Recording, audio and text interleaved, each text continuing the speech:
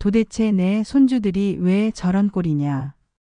인천 골목에서 할머니가 목격한 장면은 충격 그 자체였습니다. 짜장면 한 그릇을 3명이 나눠 먹고 있었습니다.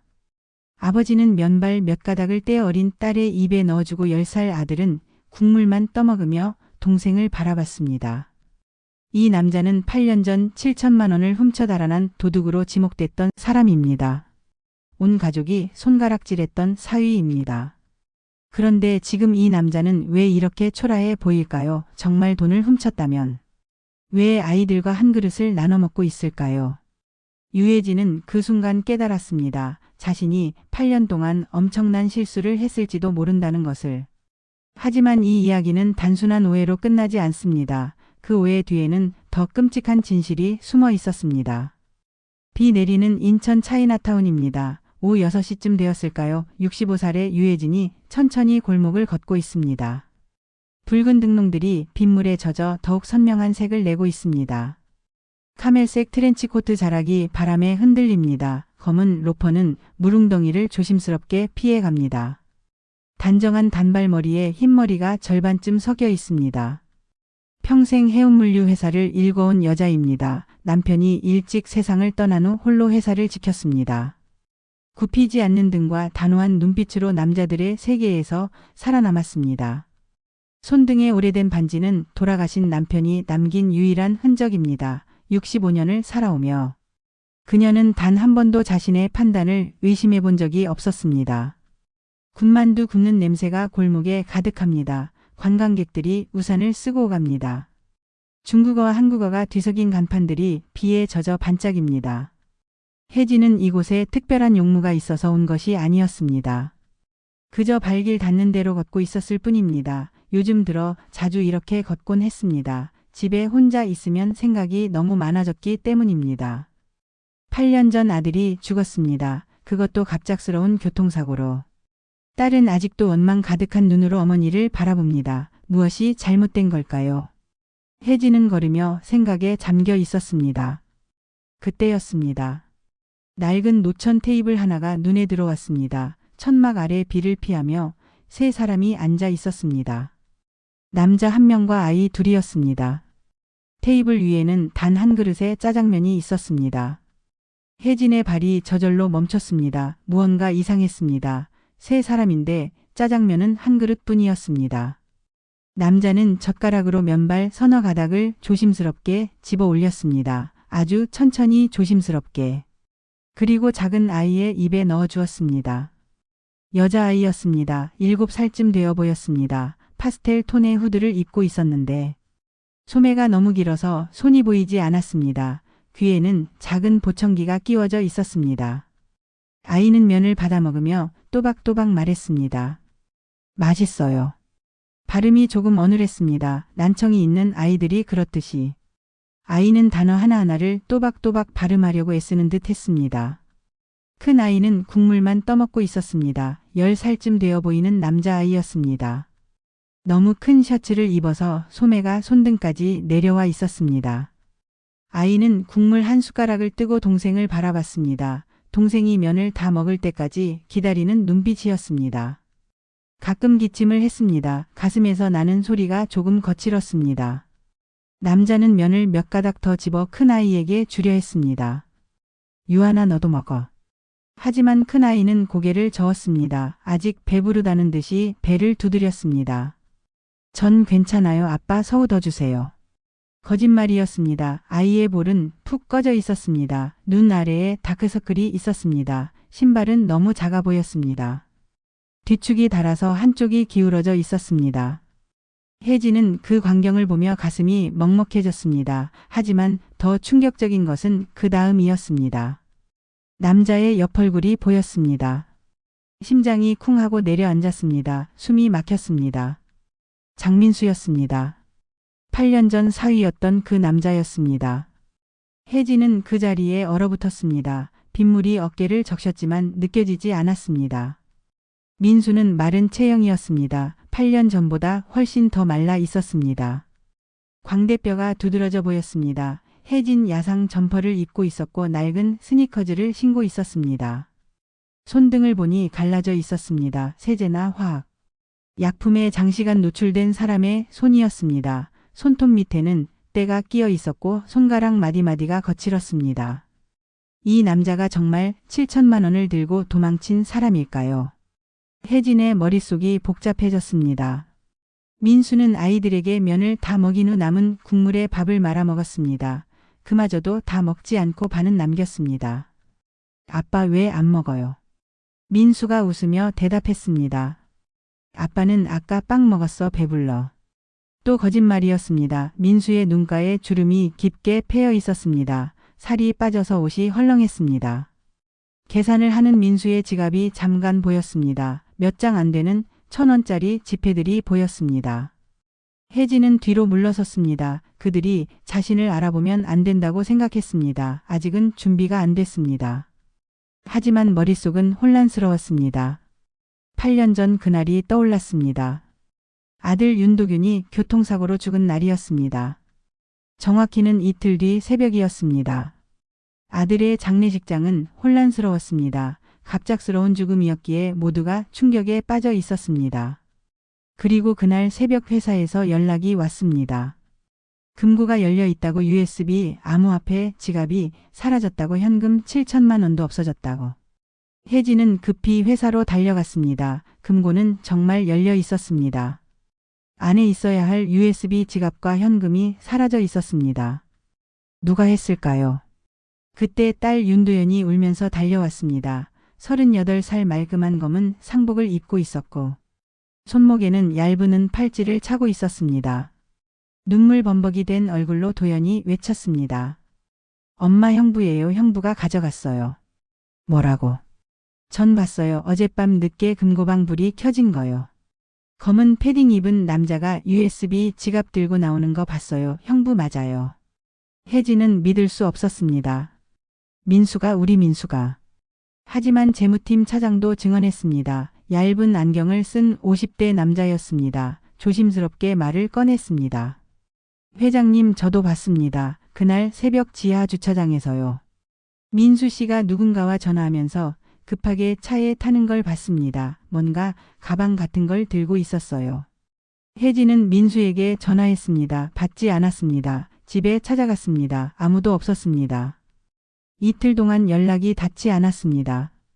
딸이 또 울면서 말했습니다. 엄마 형부가 도망간 거예요. 돈 들고 도망간 거라고요. 처음부터 오빠 돈이 목적이었던 거예요. 혜진은 그때 무너졌습니다. 아들을 잃은 슬픔에 배신감까지 더해졌습니다. 사위를 믿었습니다. 착한 사람이라고 생각했습니다. 과묵하지만 성실한 사람이라고 여겼습니다. 하지만 결국 돈이었습니까? 혜진은 그날 결심했습니다. 민수와 그 가족을 모두 지우기로 두 손주도 외면하기로. 아이들이 뭔 죄가 있겠습니까? 하마는 혜진은 너무 아팠습니다. 손주들을 볼 때마다 배신자의 얼굴이 떠올랐습니다. 그렇게 8년이 흘렀습니다. 8년 동안 혜진은 단 한 번도 의심하지 않았습니다. 민수가 범인이라고 확신했습니다. 그런데 오늘 이 골목에서 본 광경은 무엇입니까? 7천만 원을 훔친 사람이 왜 아이들과 한 그릇을 나눠 먹고 있습니까? 왜 손등이 갈라지도록 일하고 있는 것처럼 보입니까? 혜진은 비를 맞으며 서 있었습니다. 뭔가 잘못됐습니다. 아주 크게 잘못됐습니다. 그날 밤 혜진은 집으로 돌아와 아들의 유품 상자를 꺼냈습니다. 8년 동안 열어보지 않았던 상자였습니다. 먼지가 수북이 쌓여 있었습니다. 혜진은 천천히 뚜껑을 열었습니다. 안에는 여러 물건들이 들어 있었습니다. 항만 접근증이 나왔습니다. 아들이 회사에서 사용하던 것입니다. 사고 사흘 전에 갱신되었다는 스티커가 붙어 있었습니다. 명함들이 나왔습니다. 거래처 사람들의 명함이었습니다. 그리고 손글씨 메모가 나왔습니다. 아들의 글씨였습니다. 어머니가 나를 믿어주는 날 이 집은 살아납니다. 혜진의 손이 떨렸습니다. 무슨 뜻일까요? 아들이 왜 이런 메모를 남겼을까요? 그리고 하청업체 계약서 사본이 나왔습니다. 여러 장이었습니다. 도장이 찍혀 있었는데 본사보고 흔적은 없었습니다. 날짜를 보니 사고 이틀 전이었습니다. 이상했습니다. 왜 이런 계약서를 집에 가져왔을까요? 왜 본사에 보고하지 않았을까요? 혜진은 계약서를 자세히 들여다봤습니다. 하청업체 이름이 낯설었습니다. 들어본 적 없는 회사였습니다. 계약 금액이 상당했습니다. 1년에 2억 원이 넘었습니다. 혜진은 노트북을 켰습니다. 그 하청업체를 검색했습니다. 이상한 일이었습니다. 회사 홈페이지가 없었습니다. 사업자 정보만 덩그러니 있었습니다. 혜진은 사업자 등록 정보를 찾아봤습니다. 대표자 이름이 나왔습니다. 모르는 이름이었습니다. 하지만 뭔가 찝찝했습니다. 혜진은 오래된 수첩을 꺼냈습니다. 펜을 들고 메모하기 시작했습니다. 사고 당일 아들은 왜 외근을 나갔나? 누가 연락했나? 금고 비밀번호를 아는 사람은 누구인가? 새벽 목격자가 본 구체적인 시각은 정확히 몇 시인가? 차량 번호는 확인했나? 하청 계약의 진짜 수혜자는 누구인가? 왜 아들은 이 계약서를 보고하지 않았나? 질문들이 쏟아졌습니다. 펜을 놓은 혜진이 깊게 한숨을 쉬었습니다. 내가 확인을 안 했구나. 아무것도 확인하지 않고 단정만 했구나. 그 순간 전화벨이 울렸습니다. 밤 11시가 넘은 시각이었습니다. 화면을 보니 김혜진이었습니다.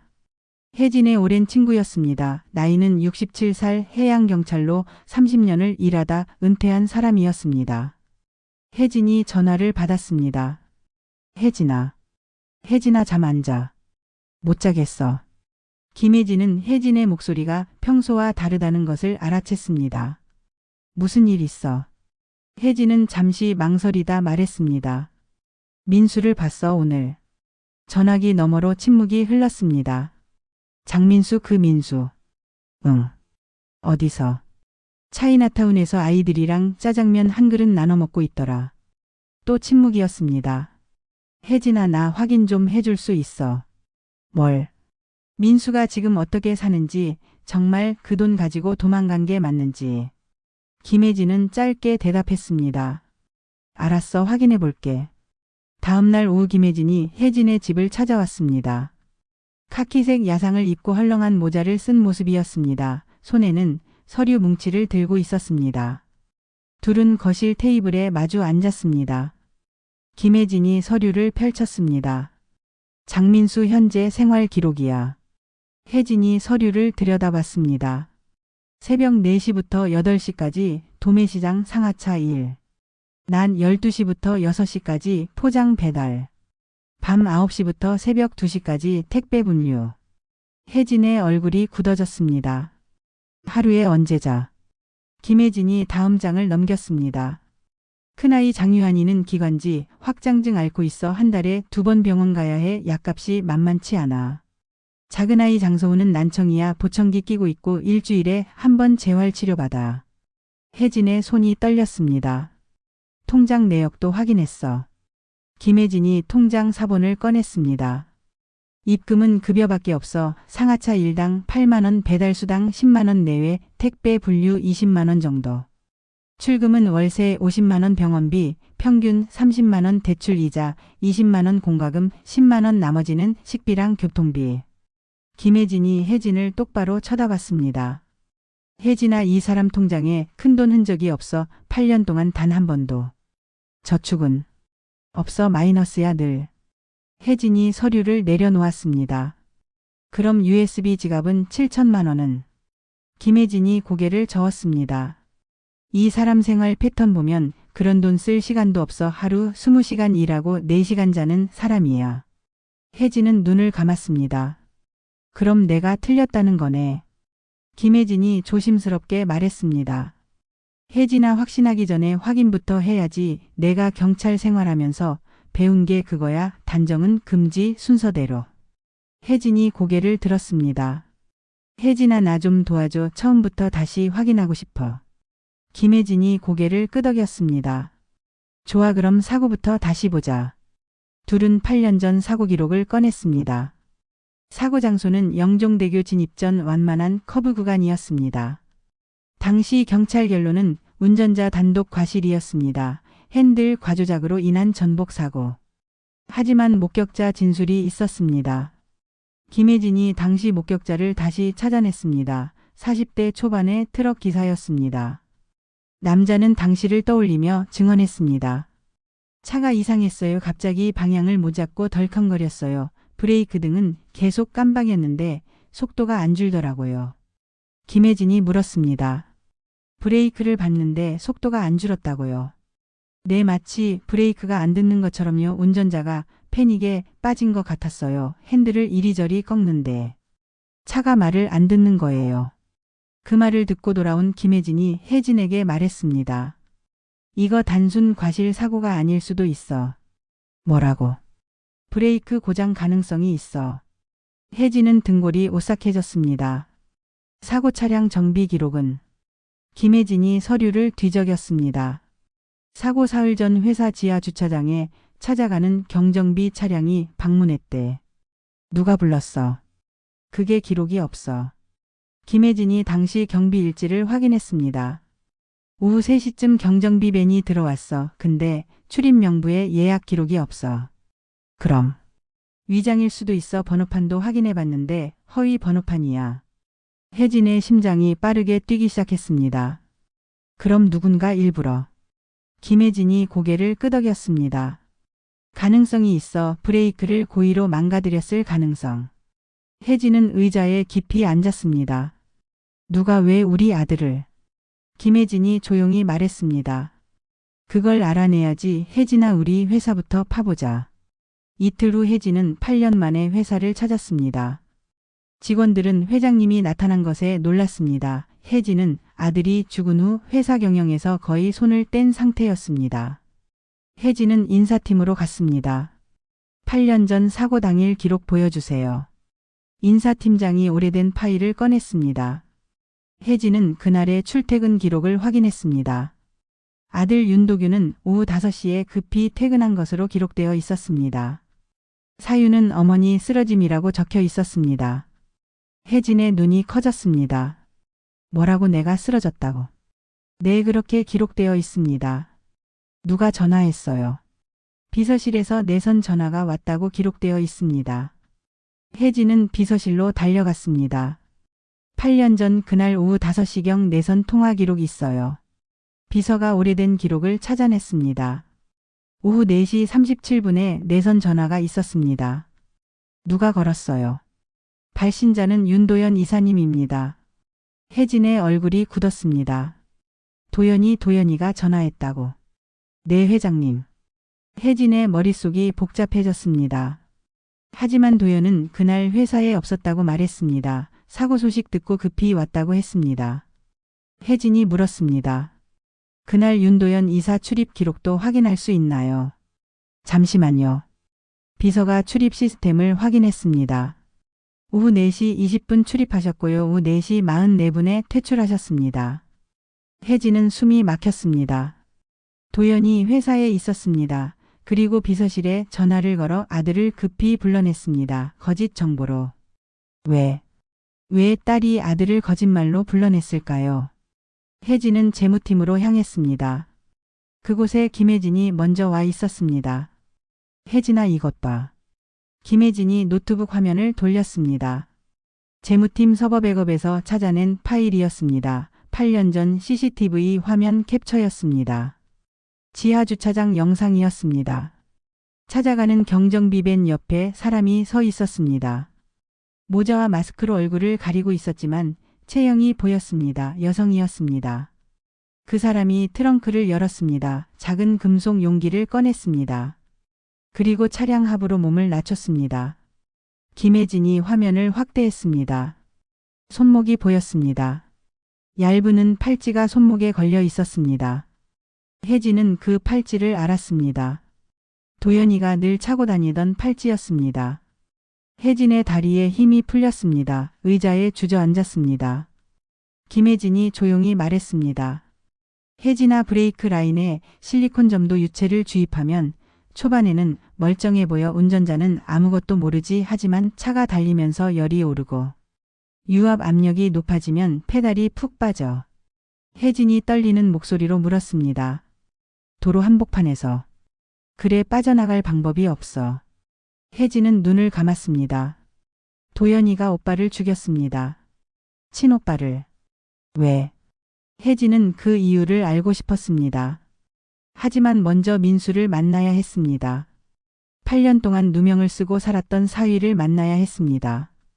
혜진은 김혜진이 알아낸 주소로 찾아갔습니다. 구식 오피스텔이었습니다. 건물은 낡았고 외벽 페인트가 벗겨져 있었습니다. 엘리베이터는 고장나 있었습니다. 혜진은 계단을 올라갔습니다. 3층이었습니다. 숨이 찼습니다. 문 앞에 섰습니다. 벨을 눌렀습니다. 잠시 후 문이 조금 열렸습니다. 민수가 문틈으로 얼굴을 내밀었습니다. 그리고 혜진을 보자 얼어붙었습니다. 어머니. 혜진은 민수의 얼굴을 똑바로 바라봤습니다. 8년 전보다 훨씬 더 수척했습니다. 눈가에 깊은 주름이 패여 있었고 머리카락에는 흰머리가 석여 있었습니다. 민수는 혜진 야상 점퍼를 걸치고 있었고 손등은 갈라져 있었습니다. 민수야 들어가도 되겠니? 민수는 당황한 표로 문을 열었습니다. 안으로 들어가니 좁은 원룸이었습니다. 장판은 벗겨져 있었고 벽에는 곰팡이가 피어 있었습니다. 벽에는 재활병원 영수증들이 빽빽하게 붙어 있었습니다. 식탁에는 아이들 교과서와 공책이 놓여 있었습니다. 민수가 떨리는 목소리로 말했습니다. 아이들은 학교 갔습니다. 혜진은 고개를 끄덕이고 의자에 앉았습니다. 민수야 나한테 할 말 있니? 민수의 눈에 눈물이 고였습니다. 어머니 전 도망친 게 아닙니다. 혜진은 조용히 들었습니다. 그날 밤 집에 돌아왔는데 현관 앞에 봉투가 놓여 있었어요. 무슨 봉투? 검은 봉투였어요. 열어보니까 USB 지갑이 들어 있었어요. 혜진이 물었습니다. 그래서? 전문 열었어요. 비밀번호를 몰랐어요. 그리고 제 거 아니잖아요. 무서웠어요. 누가 왜 이걸 제 집 앞에 뒀는지. 그래서 어떻게 했니? 강가에 던졌어요. 한강이요. 무서워서 그냥 던져버렸어요. 민수의 눈물이 흘러내렸습니다. 그 다음날 회사에서 금고가 털렸다고 연락 왔어요. 전 너무 무서웠어요. 제가 의심받을 것 같았어요. 왜 말하지 않았니? 말했어요. 경찰한테도 말했어요. 근데 아무도 안 믿었어요. 증거가 없다고 CCTV에 안 찍혔다고 USB도 없으니까 증명할 방법이 없다고. 민수는 고개를 숙였습니다. 도연 씨가 절 봤다고 했잖아요. 검은 패딩 입은 남자를 봤다고 전 그날 밤. 검은 패딩 입고 있었어요. 그것만으로도 충분했어요. 혜진이 물었습니다. 그럼 왜 아이들 데리고 도망치지 않았니? 도망칠 데가 없었어요. 그리고 전 도망친 게 아니에요. 어머니 전 그냥 살았어요. 아이들 먹여 살리려고 일했어요. 민수의 목소리가 떨렸습니다. 큰아이가 아팠어요. 기관지가 약해서 한 달에 2번씩 병원 가야 했어요.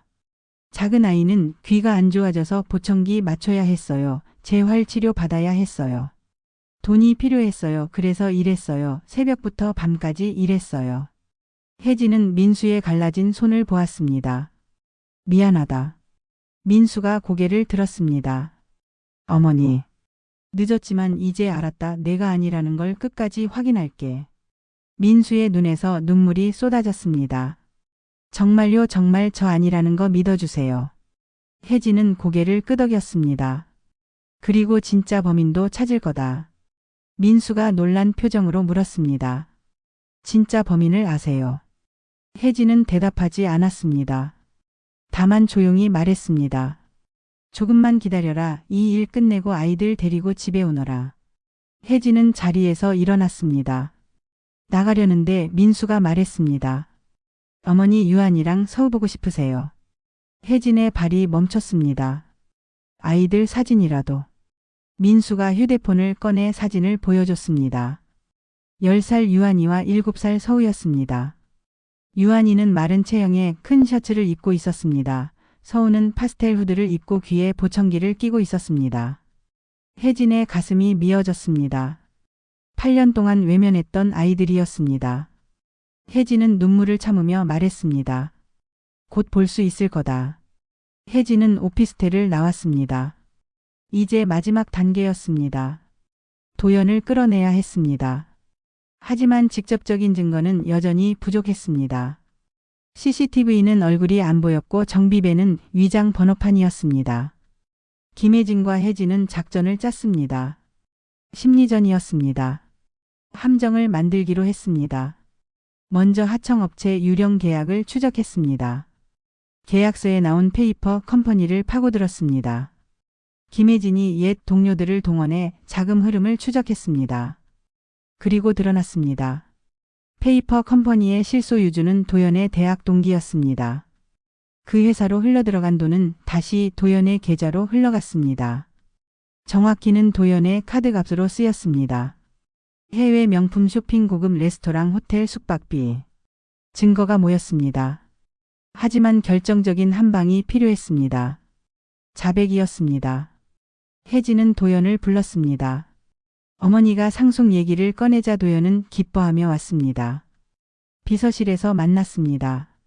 도연은 말끔한 검은 팬츠 수트를 입고 왔습니다. 손목에는 여전히 그 얇은 팔찌가 걸려 있었습니다. 짙은 립스틱을 바른 입가에 미소를 띤 도연이 말했습니다. 엄마 부르셨어요. 혜진이 차분하게 말했습니다. 앉아라, 상속 정리하려고. 도연의 눈이 반짝였습니다. 정말요? 아버지 집은 내가 가져라. 도연은 기쁜 표정으로 의자에 앉았습니다. 엄마, 이제라도 제 몫을 인정하시니 다행이에요. 혜진은 아무 말 없이 노트북을 열었습니다. 화면을 도연 쪽으로 돌렸습니다. 지하주차장 CCTV 스틸이 떴습니다. 정비밴 옆에 서 있는 사람이 보였습니다. 도연의 미소가 조금 굳어졌습니다. 이게 뭐예요? 혜진이 다음 화면을 띄웠습니다. 출입 로그였습니다. 오후 4시 20분 윤도연 출입.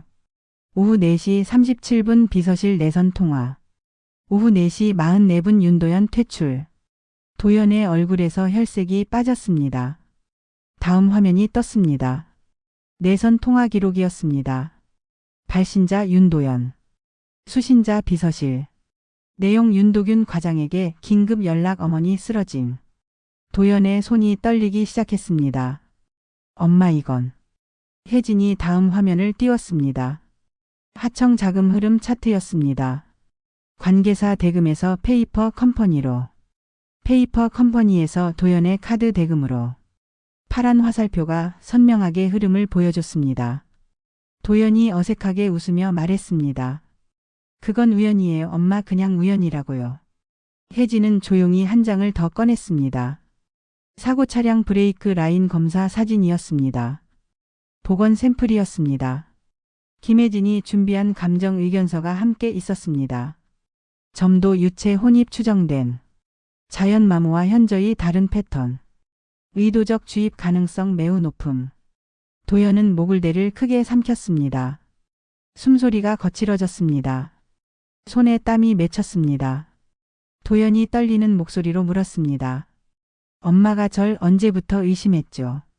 혜진이 차분하게 대답했습니다. 시장 골목에서 네 조카들이 한 접시를 나눠 먹는 걸 보고. 도연이 비웃듯 웃었습니다. 그 집안 형편없잖아요. 민수 오빠는 원래 무능했어요. 혜진이 조용히 말했습니다. 그래, 그런데 내가 만든 형편이더라. 침묵이 흘렀습니다. 혜진이 비수를 꽂았습니다. 사위가 아닌 내가 USB 지갑을 옮겼지, 사위에게 덮어씌우려고. 도연의 손이 심하게 떨렸습니다. 목소리가 높아졌습니다. 엄마가 평생 오빠만 봤잖아요. 회사도 사랑도 다 오빠 거였죠. 전 도장만 찍는 딸이었어요. 그냥 판박이였다고요. 혜진이 낮게 물었습니다. 그래서 오빠의 브레이크를 끊었니? 도연의 목소리가 떨렸습니다. 끄는 게 아니에요. 그냥 멈추게 한 거였어요. 잠깐만 멈추면 됐는데. 혜진이 단호하게 말했습니다. 그 잠깐에 사람이 죽었다. 점점 다급해진 도연이 변명했습니다. 오빠가 하청 계약 조사하고 있었어요. 제 페이퍼 컴퍼니를 알아챌 뻔했어요. 그럼 전 끝이었어요. 엄마한테도 들킬 뻔했고요. 혜진이 물었습니다. 그래서 죽였니? 잠깐만 겁주려고 했어요. 브레이크가 좀 이상하면 놀라서 조사를 멈출 줄 알았어요. 근데. 도연의 목소리가 잦아들었습니다. 민수는 어떻게 된 거니? 도연이 고개를 들었습니다. 민수 오빠는 원래 뭔가 한 번쯤은 뒤집어 쓰는 성격이잖아요. 착하고 말 없고. 저항도 안 하고 딱 좋았죠. USB 지갑 현관에 놓고 왔어요. 열 수 없게 만들어서요. 그 사람이 훔쳤다고 하면 되니까. 혜진이 차갑게 말했습니다. 그래서 내 조카들도 버렸구나. 도연이 날카롭게 대꾸했습니다. 그 애들 오빠 애도 아니잖아요. 민수 오빠 애죠. 상관없어요. 그 순간이었습니다. 책장 뒤에서 작은 빨간 불빛이 깜빡였습니다. 김혜진이 숨겨둔 지향성 마이크였습니다. 모든 대화가 녹음되고 있었습니다. 문이 열렸습니다. 김혜진이 들어왔습니다. 뒤따라 2명의 경찰이 들어왔습니다. 김혜진이 테이블 위에 녹음기를 올려놓았습니다. 전부 녹음됐어. 도연의 얼굴이 새하얗게 변했습니다. 입술이 파르르 떨렸습니다. 애원하듯 혜진을 바라보며 말했습니다. 엄마 가족이잖아요. 우리 가족이에요. 엄마한테도 회사가 필요하잖아요. 제가 없으면 회사 어떻게 해요? 혜진은 천천히 고개를 저었습니다. 눈물을 참으며 말했습니다. 회사보다 사람이다. 내가 그걸 잃었다. 경찰이 다가왔습니다. 윤도현 씨 체포합니다. 배임 살인 방조 예비 음모 증거 인멸 미수 무고 혐의로. 수갑이 채워졌습니다. 도연이 끌려나가면서 소리쳤습니다. 엄마 저 정말 오빠 죽이려던 거 아니었어요. 그냥 겁만 주려고. 혜진은 대답하지 않았습니다. 도연의 목소리가 복도에서 멀어졌습니다. 혜진은 의자에 주저앉았습니다. 김혜진이 혜진의 어깨를 토닥였습니다. 힘들지. 혜진이 고개를 끄덕였습니다. 내 딸이야. 내가 낳은 딸인데. 알아. 근데 내 아들도 내가 낳은 아들이었어. 김혜진은 아무 말 하지 않았습니다. 다만 혜진 옆에 앉아 함께 침묵했습니다. 수사는 빠르게 진행됐습니다. 정비된 위장 흔적이 추적됐습니다. 페이퍼 컴퍼니 자금 흐름이 낱낱이 밝혀졌습니다. 내선 통화 기록이 증거로 채택됐습니다. 녹취록이 법정에 제출됐습니다. 브레이크 라인 감정 결과가 결정적이었습니다. 8개월이 흘렀습니다. 1심 선고가 있는 날이었습니다. 법정은 사람들로 가득했습니다. 피고석에 도연이 앉아 있었습니다. 수척해진 얼굴이었습니다. 손목에 은 팔찌는 사라져 있었습니다. 방청석에는 혜진과 민수가 나란히 앉아 있었습니다. 재판장이 들어왔습니다. 엄숙한 표정으로 선고문을 읽기 시작했습니다. 피고 윤도현은 금전적 이익을 위해 친오빠의 교통수단 안전을 해칠 것을 예비하고 음모했습니다. 허위 긴급 전화로 피해자를 유인했고 브레이크 교란 장치를 설치하거나 설치하도록 했습니다. 결과적으로 피해자는 사망에 이르렀습니다. 또한 피고는 타인을 범인으로 몰기 위해 거짓 증언을 하고 물증을 조작했습니다. 그로 인해 무고한 사람과 그 가족이 8년간 극심한 고통을 받았습니다. 유족에게는 회복하기 어려운 상처를 남겼습니다. 재판장이 잠시 멈췄다가 계속했습니다. 다만 피고가 처음부터 살인을 계획한 것은 아니며 범행 후 자수하지는 않았으나 수사에는 협조한 점을 참작합니다. 망치를 들어 올린 재판장이 최종 선고를 내렸습니다. 징역 18년. 방청석에서 한숨 소리가 흘렀습니다. 도연은 고개를 떨구고 있었습니다. 혜진은 눈을 감았습니다. 옆에서 민수의 눈물 떨어지는 소리가 들렸습니다. 법정을 나오는 길에 혜진이 민수에게 말했습니다. 민수야, 내 어머니. 이제 무죄야. 내 명예 회복됐어. 민수는 눈물을 닦으며 고개를 숙였습니다. 감사합니다. 혜진이 민수의 어깨를 잡았습니다. 아이들 데리고 집에 와라. 이제 할머니랑 함께 살자. 민수가 고개를 들었습니다. 정말요? 혜진이 고개를 끄덕였습니다. 늦었지만 이제라도 바로잡고 싶구나. 늦가을이었습니다.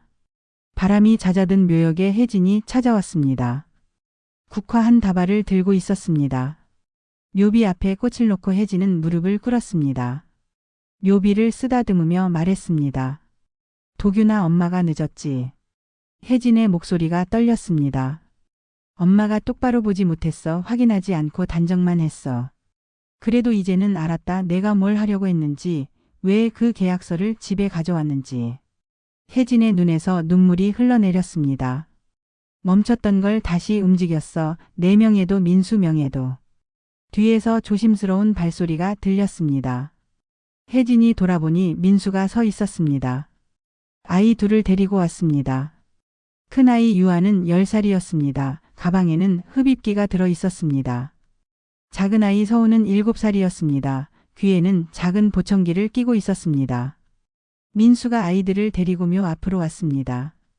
유아나 서우야, 아빠 친구분 묘에 인사드려. 아이들이 조심스럽게 절을 했습니다. 혜진은 아이들을 바라봤습니다. 8년 만에 보는 손주들이었습니다. 혜진이 손을 내밀었습니다. 유한이 먼저 다가왔습니다. 조심스럽게 할머니 손을 잡았습니다. 서우도 다가왔습니다. 또박또박 말했습니다. 할머니. 혜진은 두 아이를 끌어안았습니다. 눈물이 쏟아졌습니다. 미안하다, 할머니가 늦었다. 아이들은 할머니 품에 안겨 있었습니다. 혜진이 민수를 올려다봤습니다. 이제 밥은 한 그릇이 아니라 세 그릇이야. 아니, 네 그릇이지, 할머니 것까지. 민수가 눈물을 닦으며 고개를 숙였습니다. 감사합니다, 어머니. 며칠 후 혜진의 집에 이삿짐이 들어왔습니다. 많지 않았습니다. 민수와 아이들의 짐은 몇 개의 박스가 전부였습니다. 혜진은 2층에 있는 방 2개를 아이들에게 내줬습니다. 유한이와 서우는 신기한 듯 집 안을 둘러봤습니다. 서우가 물었습니다.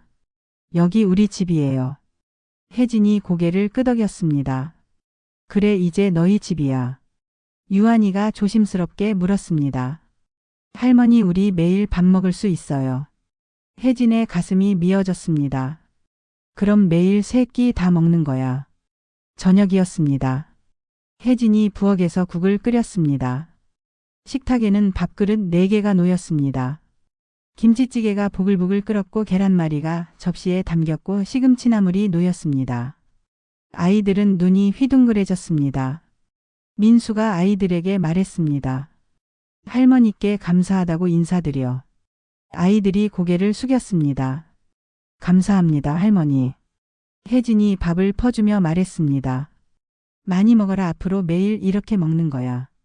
유한이가 숟가락을 들다가 울컥했습니다. 눈물이 똑 떨어졌습니다. 왜 우니, 유한아? 유한이가 고개를 들었습니다. 아빠가 일하느라 맨날 피곤해하는데 이제 덜 피곤하겠죠. 혜진과 민수의 눈시울이 붉어졌습니다. 혜진이 유한이 머리를 쓰다듬었습니다. 그래, 이제 아빠 덜 힘들어, 할머니가 도와줄게. 그날 밤 아이들은 배불리 먹고 잠들었습니다. 혜진은 거실에서 민수와 마주 앉았습니다. 민수야.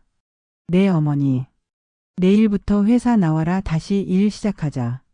민수가 놀라 물었습니다. 제가요? 하지만 저는. 혜진이 말했습니다. 내가 도균이 자리 이어받아라. 물류팀 과장으로 시작해서 천천히 배워라. 민수의 눈에 눈물이 맺혔습니다. 제가 감당할 수 있을까요? 혜진이 민수의 손을 잡았습니다. 할 수 있어. 너는 8년 동안 혼자 아이 둘 키웠잖니. 그게 얼마나 대단한 일인데. 민수는 고개를 숙였습니다. 최선을 다하겠습니다. 시간이 흘렀습니다. 유한이는 병원 치료를 꾸준히 받았습니다. 기관지 상태가 조금씩 좋아졌습니다. 서우는 재활치료를 계속했습니다. 발음이 점점 또렷해졌습니다. 민수는 회사에서 일했습니다. 처음에는 서툴렀지만 성실함으로 인정받았습니다. 혜진은 손주들과 시간을 보냈습니다. 학교 보내고 밥 해주고 숙제 도와주었습니다. 8년 만에 집에 웃음소리가 돌아왔습니다. 하지만 도연은 교도소에 있었습니다. 혜진은 한 번도 면회를 가지 않았습니다. 아직 그럴 준비가 안 됐습니다. 어느 날 교도소에서 편지가 왔습니다. 도연의 편지였습니다. 혜진은 한참을 망설이다 편지를 열었습니다. 엄마. 처음으로 이렇게 편지를 씁니다. 미안하다는 말로는 부족하다는 걸 압니다. 하지만 다른 말을 할 수가 없습니다. 저는 여기서 매일 생각합니다. 왜 그랬을까? 돈 때문이었을까? 회사 때문이었을까? 아니었습니다. 그냥 인정받고 싶었습니다. 오빠처럼. 엄마한테. 하지만 방법이 잘못됐습니다. 엄청나게 잘못됐습니다. 오빠를 죽이고 민수 오빠를 모함하고 조카들을 버렸습니다. 용서를 바라지 않습니다. 다만 이것만은 알아주세요. 매일 후회하고 있습니다. 매일 오빠 얼굴이 보입니다. 엄마 얼굴도 보입니다. 조카들 얼굴도 보입니다. 잠을 잘 수가 없습니다. 엄마 언젠가 제가 나가면 묘에 가서 오빠한테 사죄하고 싶습니다. 그때까지 살아있겠습니다. 도연. 혜진은 편지를 접었습니다. 눈물이 흘렀습니다. 딸이었습니다. 잘못을 저질렀지만 여전히 딸이었습니다. 하지만 아직은 만날 수 없었습니다. 아직은. 혜진은 편지를 서랍에 넣었습니다. 언젠가는 면회를 갈 것입니다. 하지만 오늘은 아닙니다. 인천의 밤이었습니다. 차이나타운의 붉은 등롱에 불이 하나둘 켜졌습니다. 혜진은 시장 끝 골목을 걸었습니다. 뒤돌아보지 않고 앞으로 걸었습니다. 집에는 저녁을 기다리는 손주들이 있었습니다. 부엌에는 따뜻한 국이 끓고 있었습니다. 식탁에는 4개의 그릇이 놓여 있었습니다. 혜진은 골목을 빠져나왔습니다. 하늘을 올려다봤습니다. 별이 보였습니다. 혜진은 생각했습니다. 진실은 늦게 와도 결국 도착한다고. 그리고 도착한 진실은 멈췄던 모든 것을 다시 움직이게 한다고. 브레이크가 고장났던 차는 이제 없습니다. 하지만 달려야 할 길은 여전히 남아 있습니다. 혜진은 그 길을 걷기 시작했습니다. 민수와 아이들과 함께. 천천히 하지만 확실하게. 뒤돌아보지 않으며. 앞으로. 붉은 등대 아래에서 거짓말은 끝났습니다. 부서진 핸들은 바로 잡혔습니다. 누가 브레이크를 고장냈는지 이제 모두가 압니다. 그리고 그 진실 위에서 새로운 삶이 시작되었습니다. 이것은 한 여인의 이야기입니다. 확신이 틀릴 수 있다는 것을 깨달은 여인의 이야기입니다. 8년 동안 단정했던 것을 다시 확인한 여인의 이야기입니다. 가족을 잃었다가 다시 찾은 여인의 이야기입니다. 혜진은 이제 압니다. 회사보다 사람이 먼저라는 것을. 확신보다 확인이 중요하다는 것을. 그리고 진실은 비록 늦어도 반드시 온다는 것을. 민수는 이제 압니다. 견디면 언젠가 빛이 온다는 것을. 정직하게 살면 언젠가 인정받는다는 것을. 그리고 아이들은 이제 압니다. 할머니의 품이 따뜻하다는 것을. 밥은 나눠 먹지 않아도 된다는 것을. 집이 있다는 것이 얼마나 소중한지를. 도연은 교도소에서 매일 후회합니다. 하지만 시간은 되돌릴 수 없습니다. 다만 앞으로 나아갈 수 있을 뿐입니다. 속죄하며. 차이나타운의 붉은 등롱은 오늘도 켜집니다. 비가 오든 바람이 불든 그 빛은 계속됩니다. 그 빛 아래를 사람들이 오갑니다. 각자의 이야기를 안고. 혜진은 그 빛 아래를 걷습니다. 손주들의 손을 잡고 집으로 향합니다. 집 부엌에서는 국이 끓고 있습니다. 밥이 지어지고 있습니다. 저녁 식탁에는 4개의 그릇이 놓일 것입니다. 더 이상 나눠 먹지 않아도 됩니다. 이것은 끝이 아닙니다. 새로운 시작입니다. 멈췄던 것들이 다시 움직이기 시작한 것입니다. 천천히 하지만 확실하게.